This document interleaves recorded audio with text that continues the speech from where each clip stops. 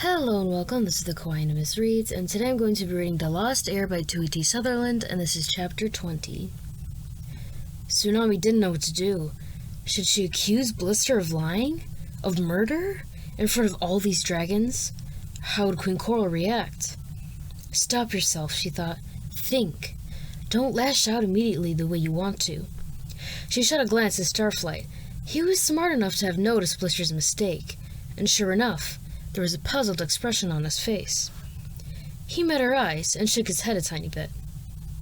Tsunami took a deep breath and let it out slowly. Perhaps he was right. She might put her friends at risk if she picked a fight with Blister right now. Better to wait and watch, and hope that Starflight could use that giant brain to figure out why in the world Blister would have killed Kestrel. Blister's dark tongue flickered in and out of her mouth. She leaned toward Coral, smiled at Anemone, and said, "How is our secret weapon coming along?" Anemone dropped her head and stared unhappily at the table. "Wonderfully," Coral said. She patted Anemone's head, beaming with pride. "Why don't we show you? Whirlpool, come along." Whirlpool puffed out his chest and stood up.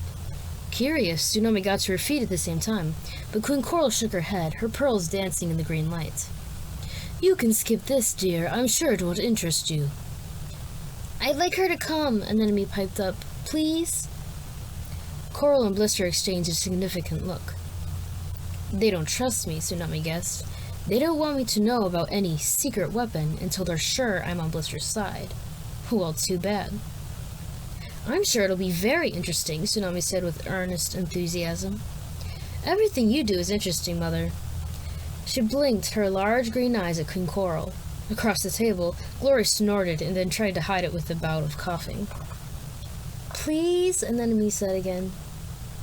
"All right," Coral said with a sigh, "but not the others." Her gaze flicked suspiciously to Clay. Tsunami followed Coral, Blister, Anemone, and Whirlpool to a high level of the pavilion she hadn't visited before. It was shaped like a bowl, with low walls and a slight slope down into the center. Weapons were lined up along one side, while twisting horn spears like one attached to Coral's tail, battle armor of chain links or scales hammered even over more scales, gleaming metal claws like the ones scavengers carried in all the scrolls.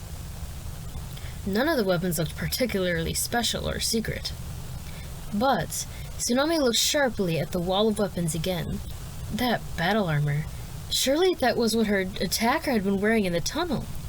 That was why she hadn't been able to claw him or her. She remembered her claws scraping uselessly against the metal, and one of the vests definitely had a nick in it. So who had access to this level? Probably everyone, she thought ruefully. "May I?" Whirlpool said officiously, gesturing to one of the strands of pearls on Coral's wings. She dipped her wing so he could remove it. He strutted to the center of the bowl and carefully laid the rope of pearls on the floor in front of him. "All right," he said, rubbing his talons together. "See if you can make it crawl over to the wall." Tsunami looked around. Who on earth was he talking to? Where was the secret weapon? And then he sat down next to Tsunami and sighed. "Do I have to?" she said. "It just seems like a waste." Tsunami stared at her. "Practicing is never time wasted," Whirlpool said, wagging a claw in a way that made Tsunami want to snap it off. "But I don't want to end up like Albatross," Anemone said. She flicked her wings and edged a little closer to Tsunami. "He made an entire pavilion grow from stone before he went mad and tried to kill everyone," Whirlpool said patronizingly. "You have a way to go before that happens. Now, the necklace, please." Anemone sighed again. She held out her front talons and, to Tsunami's amazement, the necklace began to slowly wind toward the wall, moving in curves like a snake. "Oh my gosh," Tsunami blurted. Suddenly everything made sense. The magic in Whirlpool's title, the self-adjusting harness in the deep palace. "Anemone, you're an animus." Anemone dropped her talons and the necklace stopped moving. "I know," she said with an expression like she would rather be descended from sea cucumbers. We've had a few animus dragons in the royal family," Coral said proudly, "but not in several generations. And Anemone was hatched just in time to help us win this war." "Careful," Blister said with a hiss. She doesn't have to know our whole plan to guess that an animus dragon would be very useful in battle, Coral said. There are lots of marvelous things we can do with this power. Yes, watch this, Warpole said. He picked up a metal armor breastplate and flung it up in the air, over the edge. Catch it with a spear, he called to an enemy. None of the spears moved. The breastplate plummeted toward the lake. Sorry, an enemy said, not looking very sorry. You didn't give me enough of a warning. Ow! Someone yelled from below. An enemy, Whirlpool said with a sigh. Battle is all about quick thinking. How would you know that? She said. He frowned at her. Try it again, Queen Coral said, clapping her front talons together. And this time do as you're told, an enemy. Whirlpool flung another flat piece of metal armor into the air. Instantly, one of the narwhal spears shot after it and pierced it through.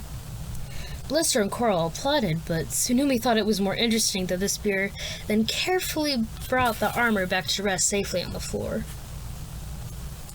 Impressive, Blister said, but not much more impressive than what I saw last time. What about progress? What about bigger objects? How much longer must this training go on? I'm sure she's nearly ready, said Queen Coral. Years, lots more years, an enemy said at the same time. Blister's forked black tongue slipped through her teeth, and she narrowed her eyes at an enemy.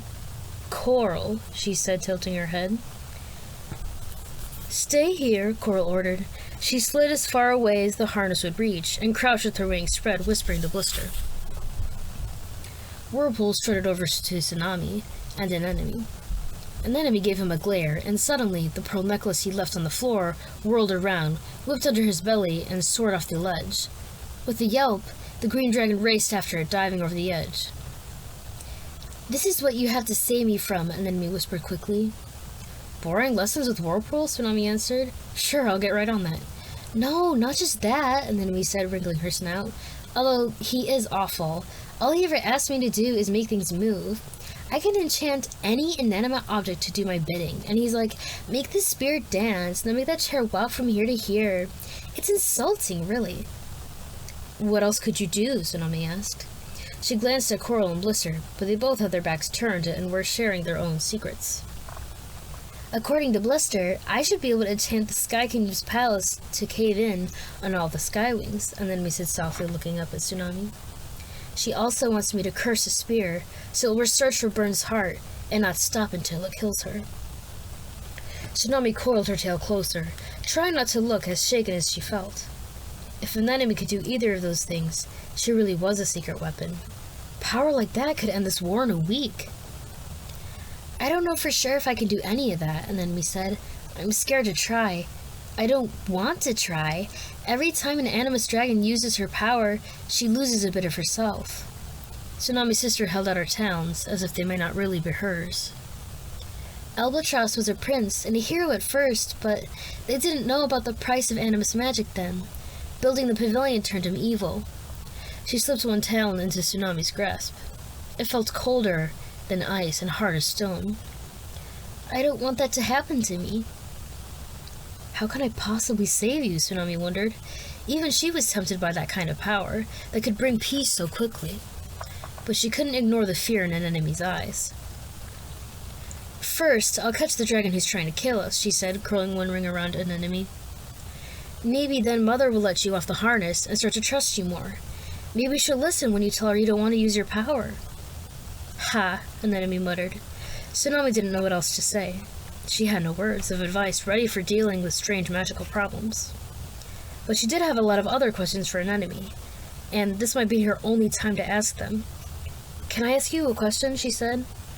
If none of other Coral's daughters survived, who would be queen after her? An enemy flicked her tail around and studied the end of it. Who knows? I don't think a queen has ever died and passed on the throne peacefully, at least not in our kingdom. And who else would challenge her? I heard Uncle Shark say that one time maybe a son should inherit, but I guess it would probably be our cousin Moray. Even she doesn't want the job.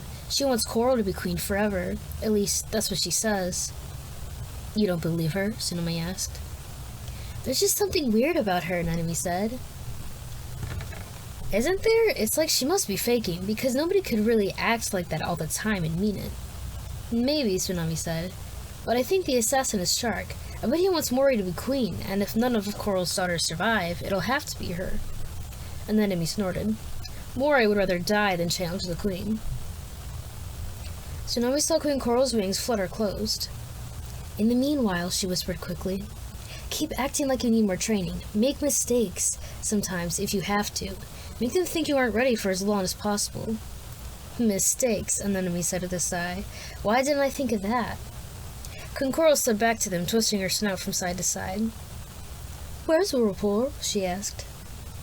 I think he lost something, Anemone said innocently. Queen Blister wants you to try, Coral started, but stopped as the sound of his head suddenly went up. Blister stared around the cavern, poised in her eerie stillness, nothing but her eyes moving. Tsunami felt hypnotized by her, and Anemone and Coral were equally silent, waiting. Blister's gaze slowly lifted to the canopy of leaves and vines overhead. Then, Tsunami heard it too. Something was moving around up there. Something big. And that is the end of chapter 20. Once again, this is The Lost Heir, the second book in the Wings of Fire series by Ch.20 Sutherland. Have a great day.